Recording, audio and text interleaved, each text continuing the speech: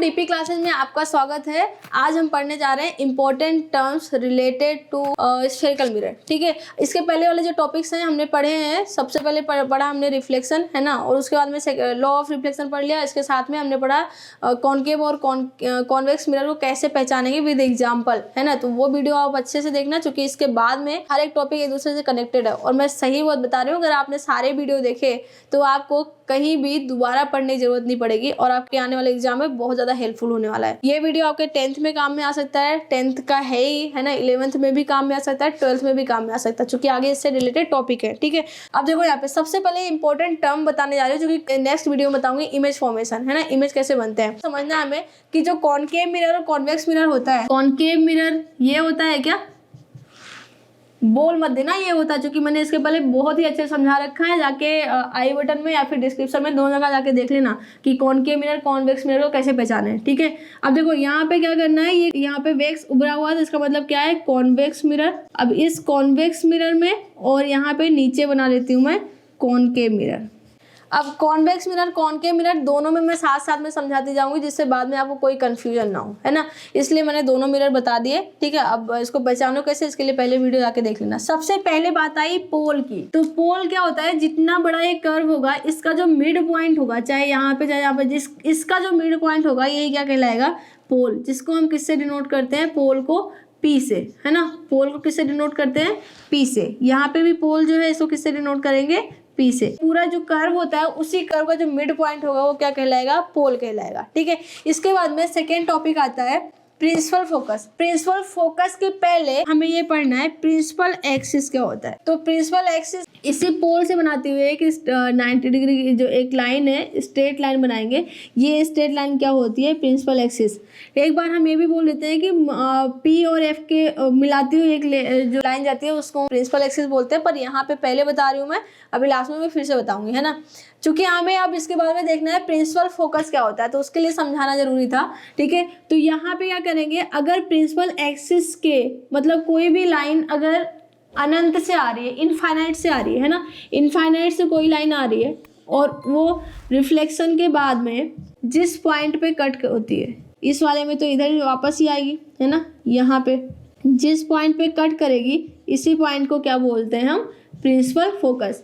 और ध्यान रखना, प्रिंसिपल फोकस को हम किससे रिप्रेजेंट करते हैं, कैपिटल एफ से। बहुत ही इंपॉर्टेंट टर्म है ये, सारे ध्यान रखना आप। प्रिंसिपल फोकस क्या होता है कि कोई दो लाइन, चूंकि कोई पॉइंट हमें चाहिए तो उसके लिए कम से कम दो लाइन तो चाहिए, है ना। तो कोई भी दो लाइन अगर इनफाइनाइट से आ करके रिफ्लेक्शन के बाद में जिस पॉइंट पे कट करती है, दोनों मिरर में कोई भी हो, जिस पॉइंट पे कट करती है वही क्या कहलाता है, प्रिंसिपल फोकस कहलाता है। ठीक है, अब आता है third, focal length. Focal length हो जाता है distance between P and F. Distance between P and F, है ना। तो यहाँ पे मैं चाहे लिख दूँ, जो फोकल लेंथ स्मॉल एफ से दिखाते हैं, ये होता है डिस्टेंस बिटवीन पी मतलब pole and F capital F मतलब प्रिंसिपल फोकस। जो पोल और प्रिंसिपल फोकस के बीच की जो दूरी होती है, जो डिस्टेंस होता है, उसी को क्या बोलते हैं, फोकल लेंथ बोलते हैं। समझ में आ गया, तीन टॉपिक, पोल, प्रिंसिपल फोकस और फोकल लेंथ, तीन चीज आपको आ गया समझ में। फोर्थ टॉपिक है सेंटर ऑफ कर्वेचर।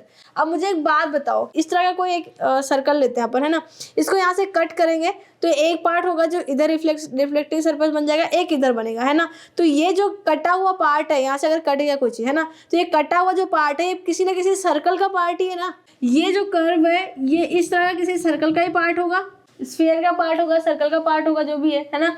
यहाँ पे इस तरह से ये जो है ये भी किसी स्फीयर का पार्ट होगा। ये जो पार्ट है इस सर्कल का जो सेंटर होगा वही सेंटर क्या कहलाता है, सेंटर ऑफ कर्वेचर कहलाता है। मतलब ये जो रिफ्लेक्टिंग सरफेस है, जिस सर्कल का पार्ट होगा, है ना, उसका जो सेंटर होगा वही क्या कहलाएगा, सेंटर ऑफ कर्वेचर। तो सेंटर ऑफ कर्वेचर को किससे अपन डिनोट करते हैं, सी से। यहाँ पे भी ये सेंटर ऑफ कर्वेचर। अब इसके बाद में पांचवा टॉपिक आता है रेडियस ऑफ कर्वेचर। किसी सर्कल का रेडियस क्या होता है, सेंटर से उसके एंड पॉइंट तक डिस्टेंस जो होती है। तो यहाँ सेंटर से यहाँ तक की जो दूरी होगी यही क्या कहलाएगी, ये तो कहलाएगी रेडियस। ठीक है, ये यहाँ से लेके सेंटर की जो दूरी होगी, ठीक है, मतलब P और C के बीच की जो डिस्टेंस होगी तो यहाँ पे हम लिख देंगे रेडियस को R से। इसके साथ में प्रिंसिपल एक्सिस फिर से लास्ट में आता है। प्रिंसिपल एक्सिस अगर डिफाइन करना होता है तो हम क्या बोलते हैं कि ऐसा एक्सिस, ऐसी कोई रेखा जो कि P और F से होके गुजरती है उसको हम क्या बोलते हैं, प्रिंसिपल एक्सिस या मुख्य अक्ष बोलते हैं। तो ये 5-6 पॉइंट थे जो कि एक पोल था, focus, focal length, centre of curvature, radius of curvature, principal axis. जो मैं पढ़ा रही थी कल तो एक क्वेश्चन पूछा था कि बताओ रेडियस यहाँ पे क्या है। बोल रहे हैं कि रेडियस मतलब रेडियस होता है, रेडियस मतलब R होता है, त्रिज्या होती है।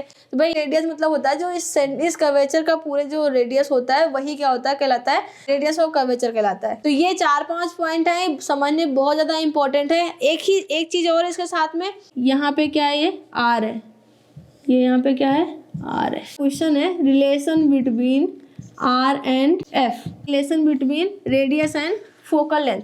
ये क्वेश्चन बाद में जब तुम बड़े बड़े क्वेश्चन करना स्टार्ट करते हो ना तो वहां पे इसका यूज आता है। R एंड F में R क्या है, रेडियस, तो R इक्वल टू क्या हो जाता है, 2 इंटू F हो जाता है। मतलब फोकल लेंथ जो है उसका 2 गुना जो होगा वही क्या हो जाएगा, रेडियस हो जाएगा। जो फोकल लेंथ, अगर आपको रेडियस नहीं पता उसका तो आपको क्या करना है, जो फोकल लेंथ है वो फोकल लेंथ को 2 गुना कर दोगे तो आपको क्या पता चल जाएगा, रेडियस पता चल जाएगा। इसी तरह से मान लो आपको रेडियस पता है पर फोकल लेंथ नहीं पता चल रहा, वहाँ पे निकालना पड़ रहा है, तो आपको क्या करना है, F इक्वल्स टू R/2, जो रेडियस है उसका हाफ कर दोगे, 2 से डिवाइड कर दोगे तो आपको एक नया इक्वेशन मिल जाएगा। मतलब आपको फोकल लेंथ पता चल जाएगी यहाँ से, ठीक है। ये एक छोटी सी वीडियो थी आपके लिए जो बहुत ज़्यादा इंपॉर्टेंट है आगे के टॉपिक पढ़ने के लिए। जो बच्चों को ये क्लियर नहीं होता तो आगे इमेज फॉर्मेशन में कुछ समझ में नहीं आता कि क्या पोल है, क्या है, क्या नहीं है। इस तरह से वीडियो पसंद आए, वीडियो को लाइक करें, शेयर करें और ज़्यादा से ज़्यादा लोगों तक पहुँचाएं जिनको नीड है, और चैनल को सब्सक्राइब करें। धन्यवाद।